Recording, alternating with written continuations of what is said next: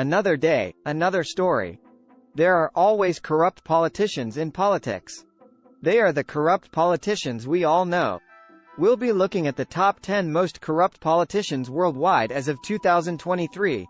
If money talks, everyone with a desired interest would listen carefully. When power and political influence seem to be ruling in a country, then this eventually and inevitably becomes corruption's playground. Our time is populated by the most corrupt politicians in the world.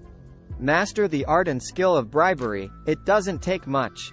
Someone in high positions and to put them in a situation where they would be endangered if they don't comply with any proposal you made at short notice. This is more than enough to make a decent, but not necessarily average politician corrupt and ready to indulge in the life of white-collar crime.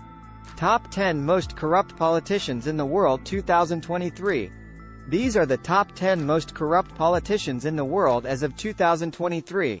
Nawaz Sharif, former Prime Minister of Pakistan, is at the top of the list with corruption totaling around $30 billion. Russian President Vladimir Putin, Saudi King Salman bin Abdulaziz, and Asif Ali Zardari, as well as Prime Minister of India Narendra Modi, are next.